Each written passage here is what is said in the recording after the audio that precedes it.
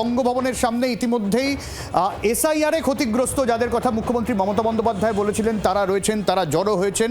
এবং ঠিক কি চলছে সেখানে বঙ্গভবনের সামনে যাব সরাসরি, রাজীব রয়েছেন আমাদের সঙ্গে। রাজীব, দেখো, মুখ্যমন্ত্রী মমতা বন্দ্যোপাধ্যায় যাদের নিয়ে নির্বাচন কমিশনে গিয়েছিলেন এবং যাদের নিয়ে তিনি আজকে সাংবাদিক সম্মেলন করবেন, অর্থাৎ যাদের মধ্যে এসআইআর এর প্রভাবে যাদের মৃত্যু হয়েছে তাদের পরিবারের সদস্যরা রয়েছেন এবং এমন অনেকেই রয়েছেন যাদের ভুতুড়ে ভোটার হিসেবে দেখানো হয়েছে, তারা আজকে সাংবাদিক সম্মেলনে উপস্থিত থাকবেন।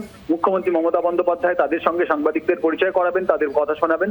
তারা বঙ্গভবনে এলেন এবং এই যে ডক্টর উমাশঙ্কর দীক্ষিত মার্গের যে বঙ্গভবন, সেই বঙ্গভবনে তারা এখন প্রবেশ করলেন এবং আমরা দেখলাম একেবারে তাদের লাইন দিয়ে তাদের নাম ধরে তাদের তালিকা ধরে তাদের বঙ্গভবনে প্রবেশ করানো হলো।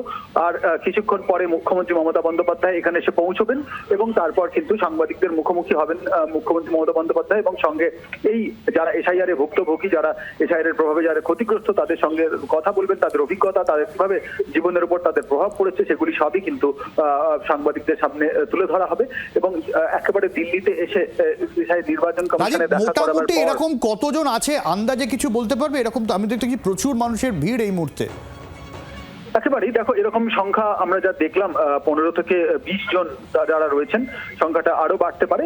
অন্তত 20 জনের মতো তারা এসেছেন এবং প্রত্যেকেই কিন্তু গতকালের মতোই কালো পোশাক পরে রয়েছেন। অর্থাৎ তারা যে এসআইআর এর প্রভাবে তারা যে ক্ষতিগ্রস্ত এবং তারা যেভাবে তাদের উপর দিয়ে বিপর্যয় বয়ে গিয়েছে তার এক প্রতিবাদ হিসেবে তারা কিন্তু কালো পোশাক পরে এসেছেন। গতকালও আমরা দেখেছিলাম নির্বাচন কমিশনে তারা গিয়েছিলেন কালো পোশাক পরে, এমনকি মুখ্যমন্ত্রী মমতা বন্দ্যোপাধ্যায় তিনিও কালো চাদর গায়ে দিয়েছিলেন, অভিষেক বন্দ্যোপাধ্যায় কালো সোয়েটার পরেছিলেন। আমরা দেখলাম যে তারা কিন্তু আজকেও কালো পোশাক পরে এসেছেন। রাজীব, সঙ্গে থাকো। অর্থাৎ যে গোটা বিষয়টা এসআইআর নিয়ে কিন্তু নয়াদিল্লিতে আরো সুর চড়াতে চলেছেন তৃণমূল নেত্রী মমতা বন্দ্যোপাধ্যায়। শতাধিক ক্ষতিগ্রস্ত পরিবার, যে খবর এখনো পর্যন্ত পাওয়া যাচ্ছে, তাদের নিয়ে সাংবাদিক বৈঠক হবে এবং সেখানে মমতা বন্দ্যোপাধ্যায় থাকবেন, অভিষেক বন্দ্যোপাধ্যায় থাকবেন এবং সবই কালো পোশাকে। এবং তারা প্রত্যেকে বলবেন যে এসআইআর এর জন্য তাদের কতটা ক্ষতির মুখে পড়তে হয়েছে সেই বক্তব্য আজকে মুখ্যমন্ত্রী মমতা বন্দ্যোপাধ্যায়, অভিষেক বন্দ্যোপাধ্যায় তো রয়েছেন এবং বাকি যারা ক্ষতিগ্রস্ত পরিবার তারাও বলবেন। এরকম একটা পরিকল্পনা তৃণমূল কংগ্রেসের তরফ থেকে নেওয়া হয়েছে, যেখানে সাংবাদিক বৈঠক শুরু হওয়ার কথা রয়েছে। ইতিমধ্যেই এসআইআরে ক্ষতিগ্রস্ত যারা তারা ইতিমধ্যে আসতে শুরু করেছেন, বঙ্গভবনের সামনে জড়ো হয়েছেন, যেখানে মুখ্যমন্ত্রী মমতা বন্দ্যোপাধ্যায়, অভিষেক বন্দ্যোপাধ্যায় থাকবেন।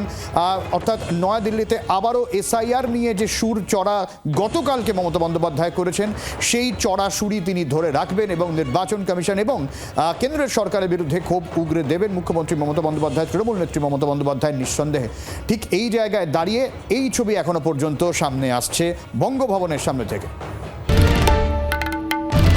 বাংলার আওয়াজ, বাঙালির আবেগ, জি 24 ঘন্টা।